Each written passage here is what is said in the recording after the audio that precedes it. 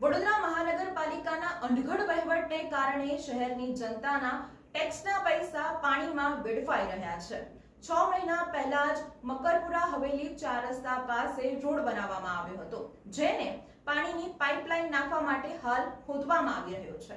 હવે વડોદરા મહાનગરપાલિકાએ ચોક્કસપણે જવાબ આપવો રહ્યો કે શહેરની જનતાના ટેક્સના પૈસાનો આ રીતે ઉપયોગ કરવો કેટલો યોગ્ય છે।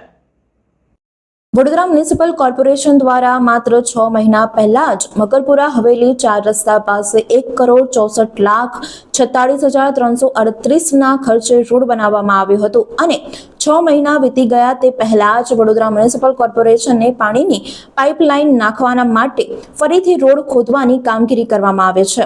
વડોદરા શહેરમાં રોડ, ગટર અને પાણીના કામોમાં મોટા પાયે ભ્રષ્ટાચાર ચાલી રહ્યો હોવાના આક્ષેપો નાગરિકો કરી રહ્યા છે।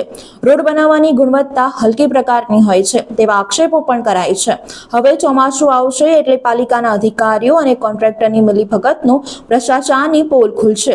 રોડ રસ્તામાં જે મટીરીયલ વાપરવામાં આવ્યો છે તે નાગરિકોને દેખાઈ જશે અને પાલિકાના પ્રી મોન્સૂનની કામગીરીની પોલ પણ ખુલી જશે। અધિકારીઓ અને કોન્ટ્રાક્ટરોની મિલીભગતથી દર વર્ષે રોડ બનાવવામાં આવે છે અને પાલિકાની તિજોરી ખાલી કરે છે। સ્માર્ટ સિટી વડોદરામાં પ્રાથમિક સુવિધાઓથી હજુ પણ નાગરિકો વંચિત છે। મહાનગરપાલિકામાં નીચેથી ઉપરની સિસ્ટમ સુધી ભ્રષ્ટાચારથી ખદબદે છે। વડોદરા મ્યુનિસિપલ કોર્પોરેશનને ચોક્કસપણે જવાબ આપવો જોઈએ કે નાગરિકોના ટેક્સના નાણાંનો આ રીતે ઉપયોગ કરવો કેટલો યોગ્ય છે।